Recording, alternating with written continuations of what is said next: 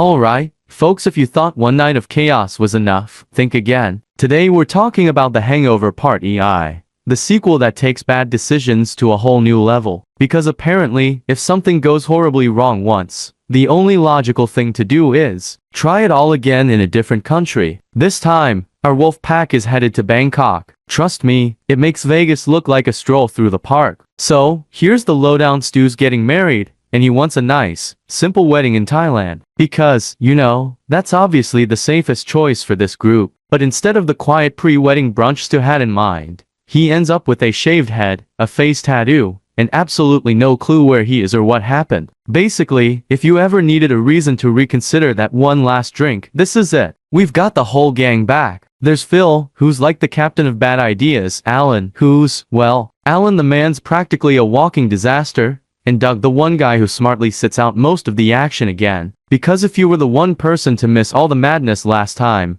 why change a winning formula, right? But this time, they lose the bride's little brother, Teddy. You know, because who wouldn't trust these guys to be responsible for a teenager in Bangkok? Now, let's talk about the setting. Bangkok isn't just a city here, it's practically a character in itself, and it seems just as confused about what's going on as the guys are. Imagine taking all the unpredictability of Vegas and adding tuk-tuks, strange temples, and, oh yeah, a monkey that smokes. If you ever thought your travel plans might get out of hand, The Hangover Part II is here to say, hold my beer.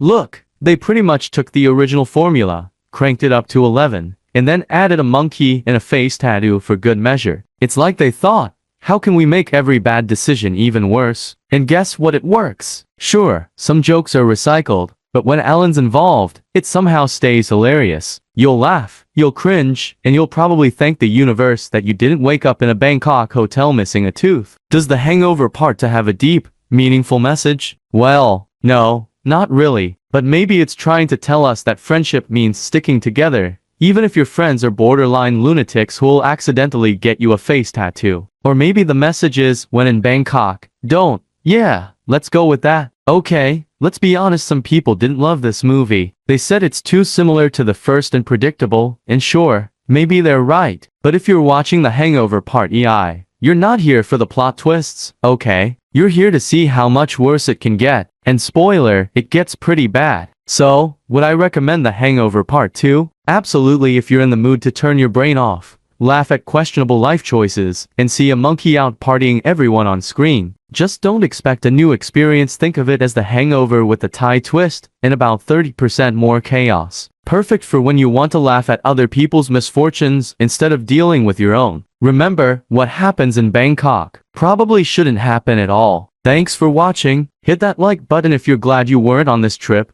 Drop a comment with your favorite moment. And don't forget to subscribe for more reviews of movies that'll make you feel way better about your own choices. See you next time. She got a body like a guy.